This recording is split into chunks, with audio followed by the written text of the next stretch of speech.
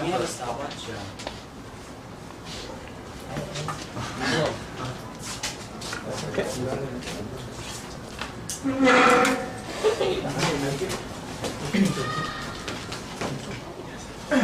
Good afternoon, ladies and gentlemen. I am the first speaker from the wonderful proposition team of today's exciting debate.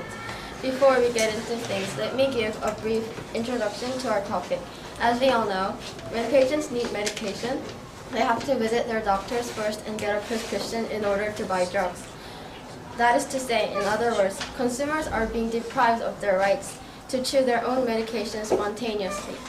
Therefore, keeping this in mind, I will announce our motion. This House believes that pharmaceutical companies should be allowed to advertise prescription drugs directly to consumers. First, we would like to define some important terms that we will be using throughout this debate. DTC advertising, which stands for direct-to-consumer advertising, is a form of advertising directed toward patients rather than healthcare professionals. Prescription drugs is a licensed medicine that is regulated by legislation to require a prescription before it can be purchased. In order to win today's debate, our side of the House will prove that consumers have the unalienable rights to choose what is good for themselves, and that DTC advertising will present economic benefits. Then let me tell you how this debate will go on. I, as the first speaker, will elaborate about the increased awareness of the consumers about their health, and our brilliant second speaker, Daewon, will explain thoroughly about the economic benefits and the further developments that DTC advertising can bring. And finally, our team's wildcard, Gihan, will make irrefutable rebuttals and summarize today's debate briefly. Think of times when you visited a doctor and received a prescription for a drug. You may have noticed that those prescriptions are written in unrecognizable and complex medical terms that we as common people cannot understand easily. There is no way for drug takers to know what kind of medicine they are taking and what kind of risk or benefits they are dealing with. Thus, patients have the rights to be provided with the exact information about the drugs, and furthermore, to be able to choose what kind of medicine they will be taking. We have to be aware of the fact that drugs always have the potential danger of arousing critical reactions to some patients.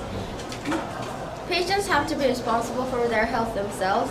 It is a risk to trust doctors blindly.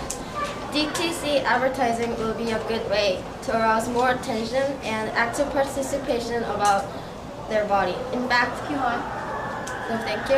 according to the 500 physician survey from the American Medical Association's database in 2004, most physicians agreed that after patients saw the DTC advertisement, they asked more thoughtful questions during their visits and seemed more concerned about their health issues. The ads can prompt thoughtful discussions between physicians and patients, and that can result in appropriate treatments that are suitable for each individual. Joy,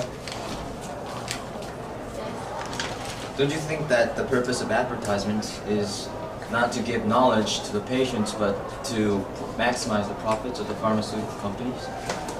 But that's part of the pharmaceutical company's intention, but the most intended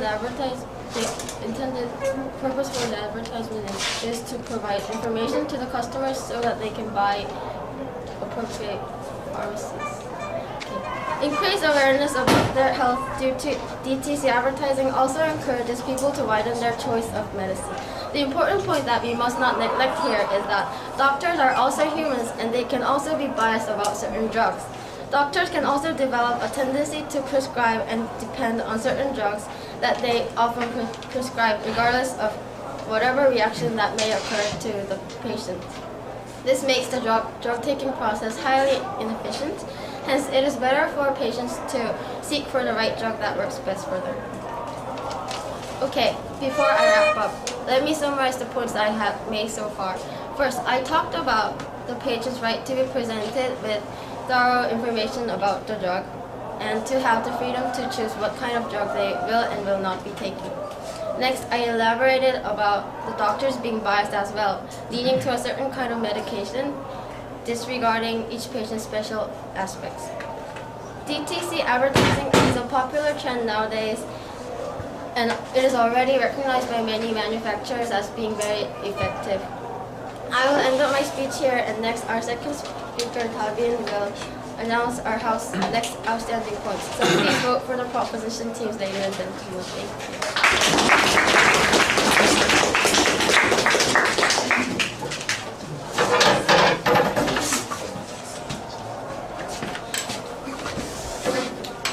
Okay, to jump into rebuttal first, the first speaker of the proposition claimed that DTCA responds to consumers' right to information and need for information about prescription drugs and about healthcare choices, but according to Canadian Medical Association, an evaluation of 320 magazine advertisements of 101 brand name pharmaceuticals found that few advertisements reported illness-related precursors, illness prevalence, or common misconceptions about the condition or its treatments, meaning that they gave out false information. And how does this respond to the consumer's right to information and the need for information about prescription drugs? Okay. Good afternoon, ladies and gentlemen. As you heard from the first proposition speaker, today's debate is about direct consumer advertisements of prescription drugs. This House will prove that DTCA should not be allowed for the consumer's sake. The burden that our side of the House should prove in order to win this debate is that public health comes before the company's profits. I, the first speaker, will introduce 2 points related to the problem of DTCA, which are risk in consumer health and problems of increasing cost. I will give specific evidence to support the first point while briefly mentioning the second point, and then our second speaker, Cheon-young, will further elaborate on these 2 points. Our third speaker, Sanayon, will also elaborate our arguments and wrap up our debate, showing that our side of the House proves dominant in today's motion. First of all, DTCA brings about problems involved with consumer health. Ladies and gentlemen, as you all know, more consumption of drugs is not necessarily a good thing, yet the aim of advertising is to persuade people to actually just do that. Well, such persuasion has negative outcomes. In fact, DTCA creates a demand for prescription drugs that may not be appropriate. Ladies and gentlemen, the excessive demand caused by DTCA do pose a threat to consumers' health because as more consumers ask for drugs they actually don't need, the chance of using inappropriate drugs and overusing them increases. Although the proposition side can argue that such demands are not to worry, since the doctor is the one who prescribes the drug.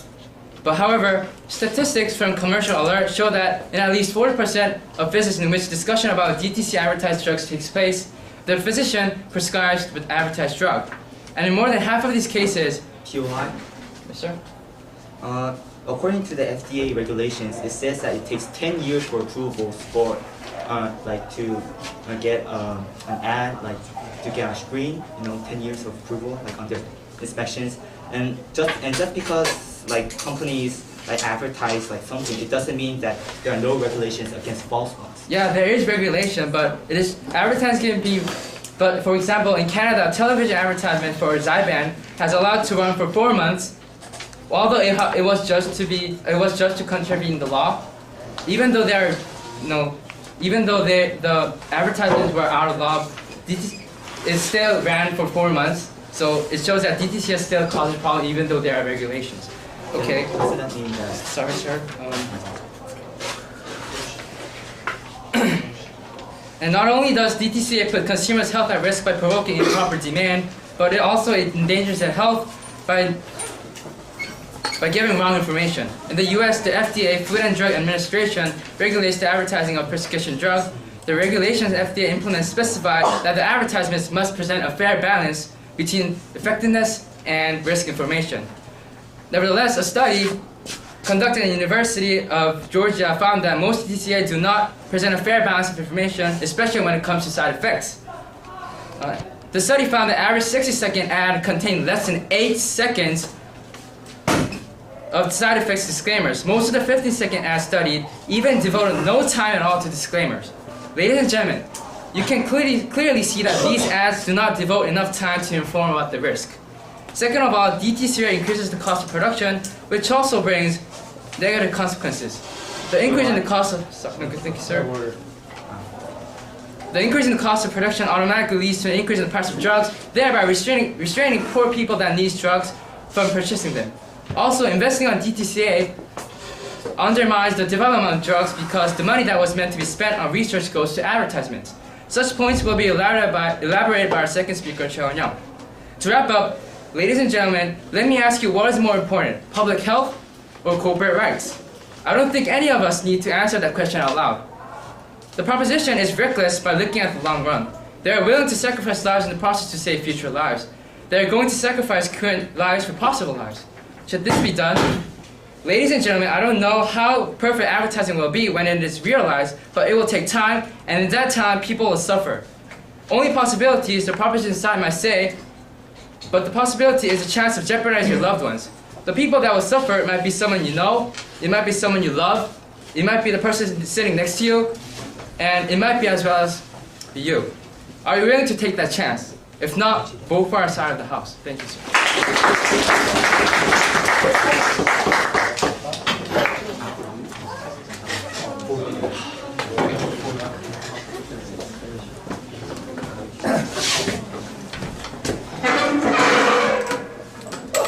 So, good afternoon, ladies and gentlemen, and Mr. Reznick.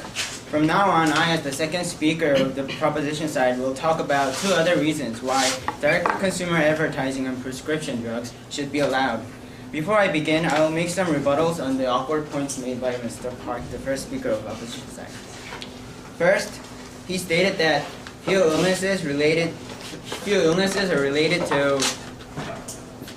facts related to illnesses are presented in the advertisement, and that some of them gives false information.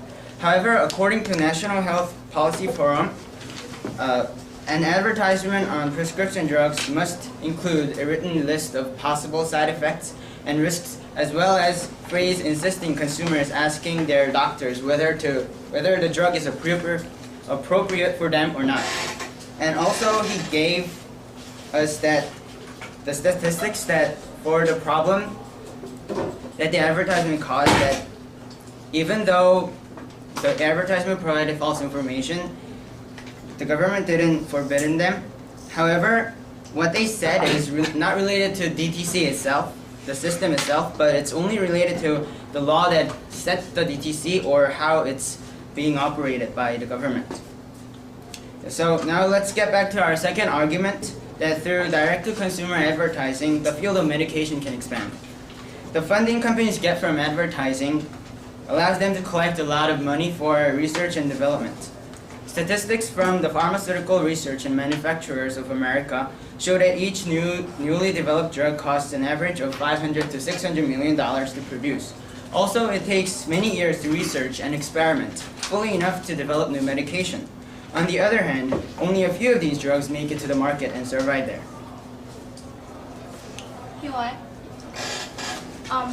In U.S. pharmaceutical industry in 2004, 24% of sales dollars were spent on promotion of the drugs, while only 13% went for research and development. How can you argue that research and development derives from the money that comes from promotion and sales of drugs? Well, that's very different from the statistics that I got. It's from IMS Health Bureau and Company.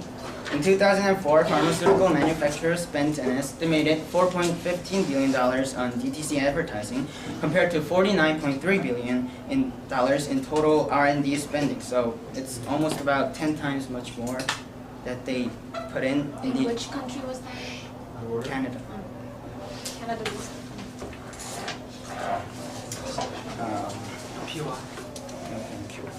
Our third point is that through direct-to-consumer advertising, consumers can gain economic benefits. Before I go on with this argument, I'll briefly introduce two different insurance systems that are commonly used around the world. One is the government-managed insurance, and the other is privately managed insurance. The former is adopted by countries like Korea, in which the government is in charge of the system. The latter is run by private insurance companies. So what we have to focus here is that according to National Health Policy Forum, almost every country, including USA and New Zealand, that allows DTC advertising has privately managed insurance system. What is so significant about this system? The answer to this question, ladies and gentlemen, is that consumers of the insurance have to personally manage which drugs to buy and which medicines to avoid purchasing. The drugs they buy determine how much they pay for the insurance fees. In other words, consumers try to look for alternatives that have similar quality but with a cheaper price. This results in less spending on drugs, and it will significantly decrease. Accordingly, they will be able to have responsibility for the payment as well as their health condition. In addition, many drugs can prevent or reduce the chance of getting infected by a disease that requires surgery. If consumers get more active in finding drugs that are appropriate for themselves, they are more likely to become interested in using preventive medicines. For example, taking anti-cholesterol drugs can reduce the building up of atheroma in blood vessels, which cause heart disease and strokes. This kind of early intervention of a disease can greatly reduce the likelihood of having an expensive surgery that involves risks of complications.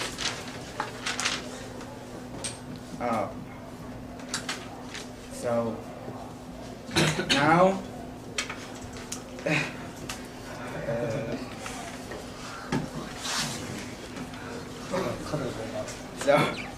now the next speaker, Kihyun, will summarize the points made by the wonderful first speaker, Kyungnim, and I did. So thank you for listening.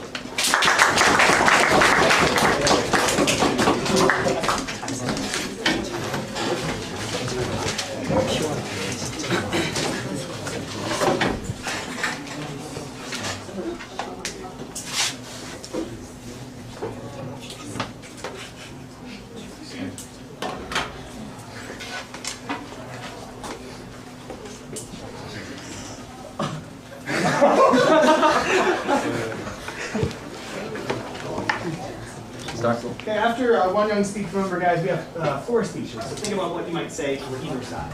Okay, let's give one young a look.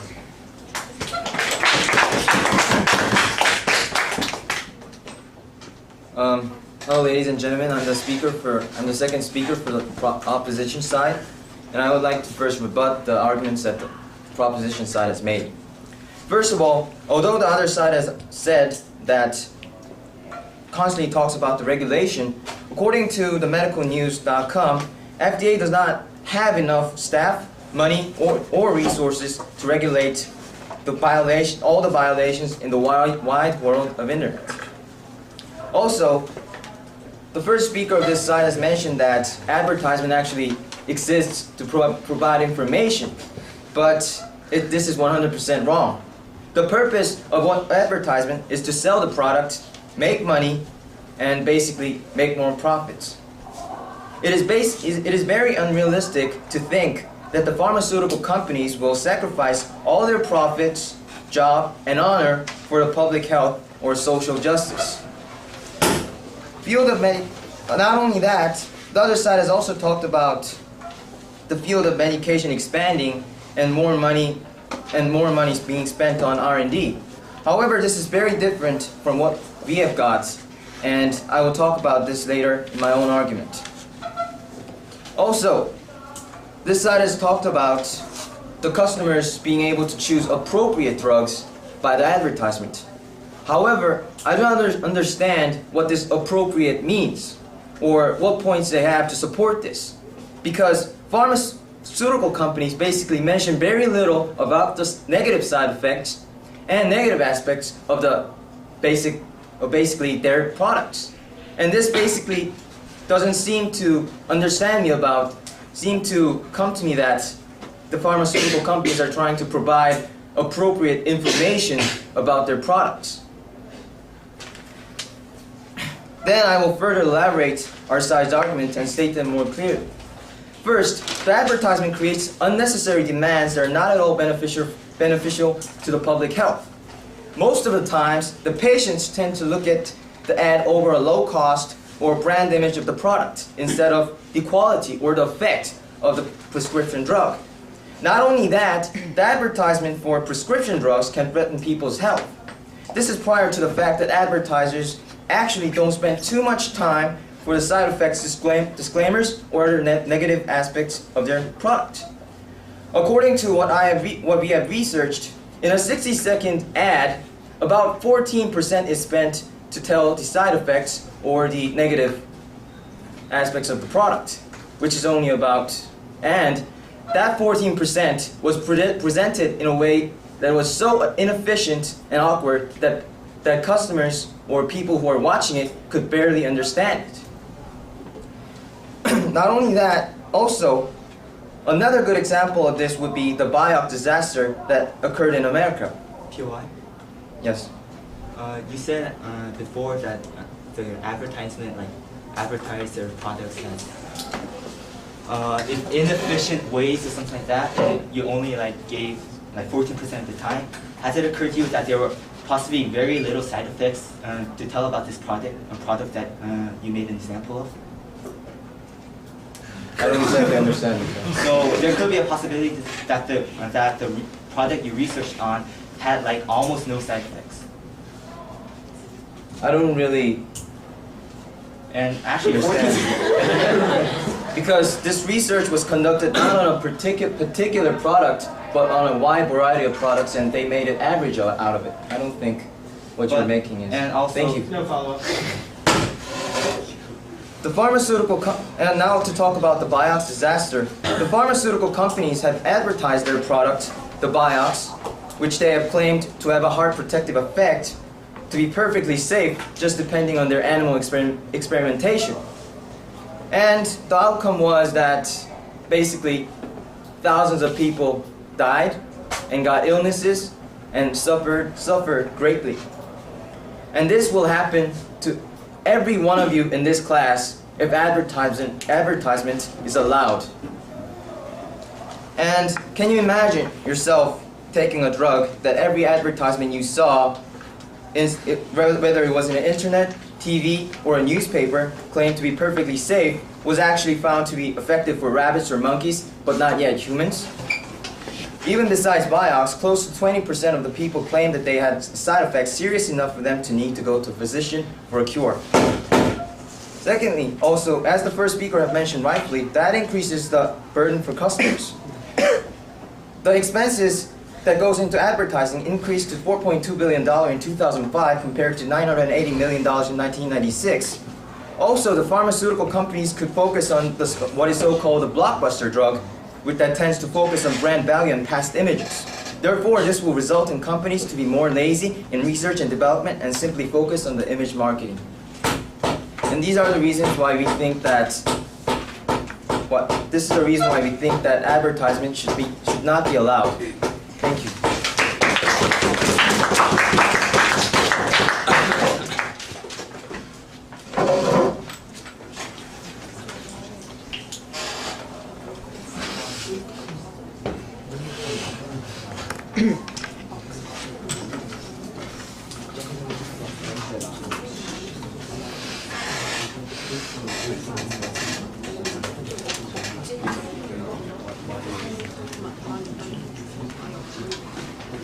Okay, any volunteers like to speak on either side of this debate?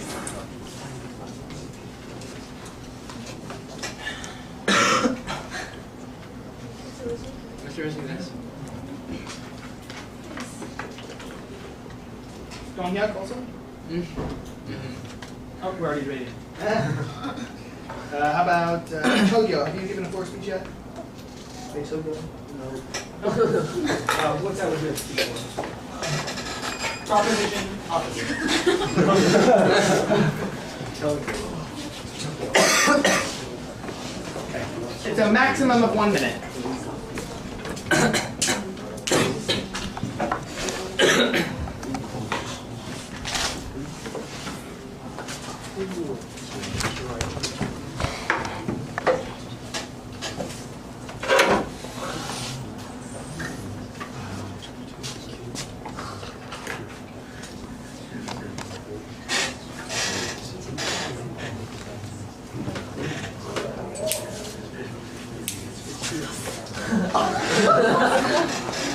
For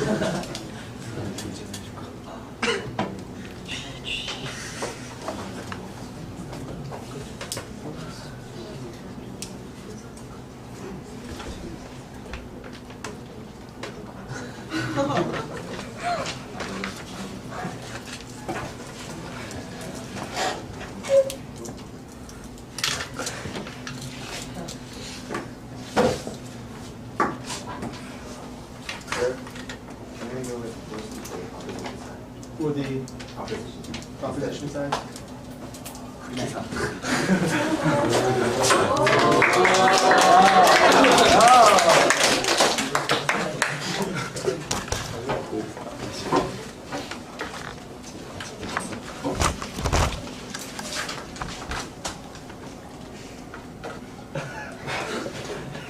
Okay, so today I'm seeing a wonderful debate here, but in siding with the proposition side, I would like to make some points on the mistakes of what the opposition side has made so far. And first of all, in what I'm thinking that the first speaker in a point that the first speaker of the opposition side has made, he says something about the developments being flattened, going lower, declining because of the money spent on advertisement is much more than the money spent on development and everything. But actually, there's no. You haven't stated any evidence or proof that such a thing is happening. And also, what I'm also thinking is that if pharmaceutical companies spend more money on advertising themselves, they become more competitive. And since they become more competitive, they'll be trying to develop their products more by putting them on competition and probably trying to advertise more and everything. So what I'm thinking is that your argument is quite invalid in my point of view. And also, in the opposition, what the opposition side is always, what the opposition side is trying to do very much is that they're trying to point out the flaws of the advertising stuff and everything, but like the parts that in the advertisements, you won't put companies won't try to put on side effects and everything. However, what I'm thinking is that the opposition side has mentioned the regulations, that the government has set up regulations that legalize that it's a mandatory thing to put on. Okay, one final point. I'm sorry, your time has elapsed. Sorry. Okay, thank you.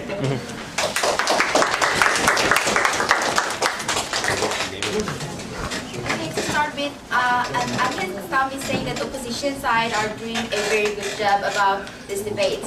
And so the first point, I have to kind of rebut the first speaker of the opposition side. He said that just kind of benefits made by the pharmaceutical advertisements will make the company more competitive, and finally it will lead to develop the products of the company. But I don't think so. I don't think that that profits will rather be used to make the image of brand more better, more spectacular to the consumers. And also to say, the second speaker of the opposition side, Chedam, is saying that the patients have to personally manage their health, but I don't think so. But the problem is that patients actually cannot manage their health because they don't know about things. Those guys in here, have you ever seen the left side of the drug package? They say that what the drug is made of, and you cannot actually don't acknowledge the word in here. You don't know a word or a composition, a conclusion of what the drug is. So that's why I think that pharmaceutical companies should not kind of advertise to the consumers. Thank you. Thank you both. Floor speaker volunteers.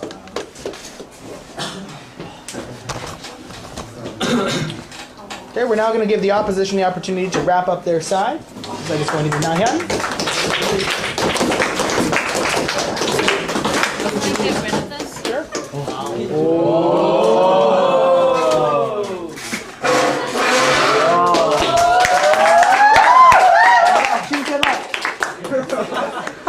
you. Idiot.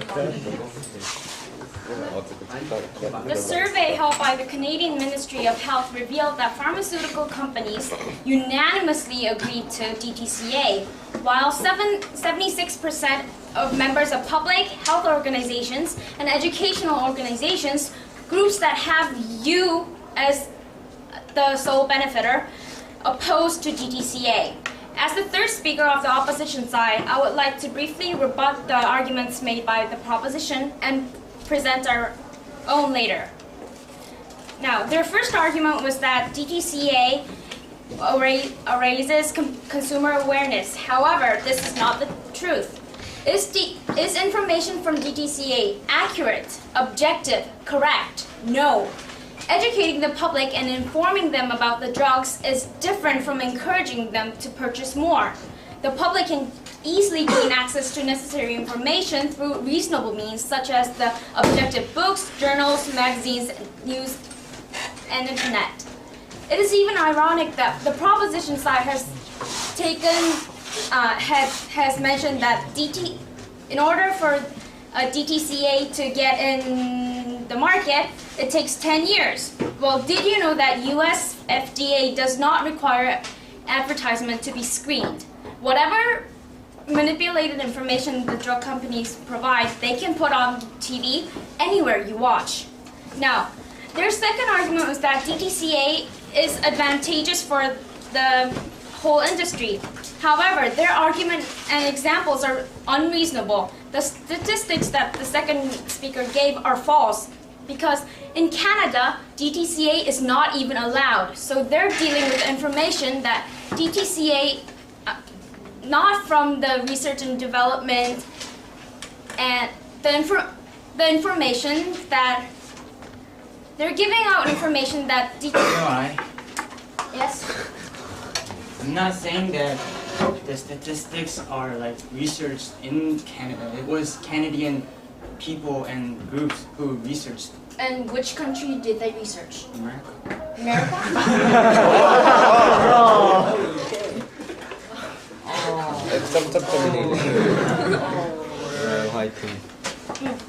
Now I'll move on to our own arguments. Our first argument was that DTCA poses a threat to consumers' health. DTCA generates unnecessary demand, literally creating new markets. DTCA promotes a pill for every elementality, leading to self-diagnosis of normal conditions. Pill popping is not the solution, but prevention through lifestyle is. The public is kept from the truth. DTCA also menaces the public's health by conveying wrong information with a biased view of the product, which is not objective but subjective and prejudicial. And our second argument was that DTCA increases costs. DTCA increases costs. People who desperately need drugs but are poor cannot purchase the drugs because of their high prices, and higher costs also undermine development and research. Advertising reduces the incentive for research of new innovative drugs, as companies have found the returns in advertising better than that in research and development. Now, the proposition side has failed to show you how DTCA benefits the society in the long run. However, the opposition side has shown you that DTCA is unacceptable and unreasonable. Ladies and gentlemen, drug companies do not worry about you. They don't go, oh, if I sell that drug to Mr. Reznick and if he gets hurt, oh, what am I going to do? They don't do that. What they do is, oh, if I sell one more drug to him, I'll get an extra $1,000. That is what they do. They want to sell more drugs. They don't care about you. So, ladies and gentlemen, remember that. DTCA is not for consumers, but for the companies. Thank you.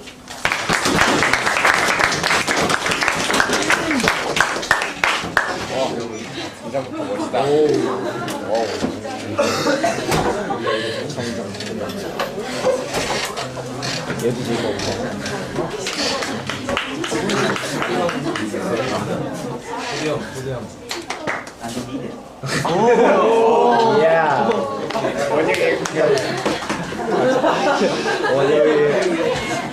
Order, please. All right, let's give Gihan the opportunity to finish this debate.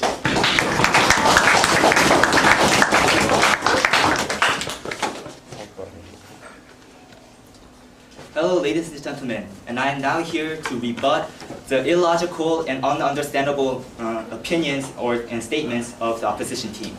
The first speaker, Park Dong-hyun, said that there were a lot of like conspiracies and biased advertisement information, but the FDA is not careless. They do inspect advertising for 10 years, and also the U.S. is a country which has accepted DTC. They must prove that DTC is good, so they wouldn't be careless about the inspection now, would they? And also the second speaker. Out of order. It's Out of order. Yeah. They don't have any protected. It's protected time. Continue.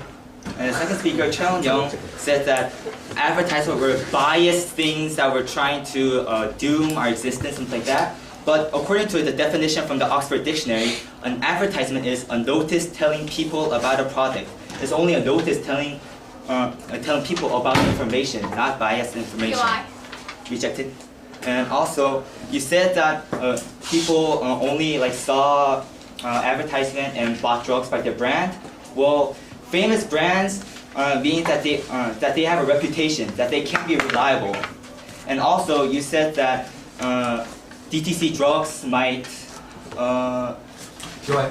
rejected might cause a massacre of thousands of people, but actually. Oh, when did such an event occur? Can you give me an example? Yes. Yes. The heavily advertised arthritis drug Vioxx is estimated to have caused around 1,500 heart attacks and thousands of deaths in U.S. How can you argue that Vioxx was providing the information that that was true? Can you repeat it, please? I'll do another one. What is the sole benefit of DTCA?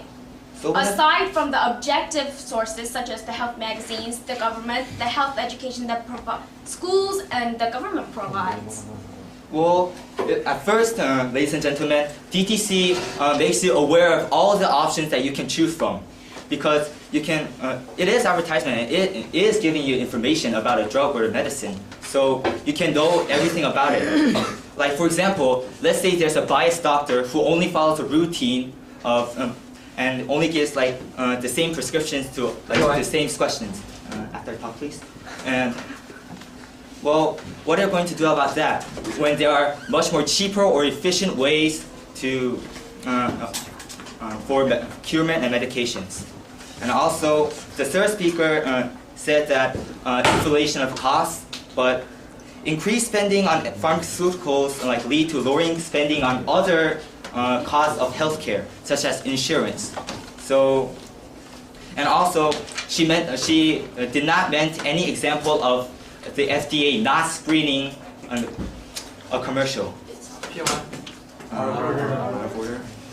So, DTC advertisement enable you, ladies and gentlemen, to be fully aware of all options, and also that you only need to pay the necessary costs of insurance you really need to pay. And finally, the profits of DTC allow researchers to fund their research, so they enable themselves to invent more efficient and more better drugs for us consumers to use.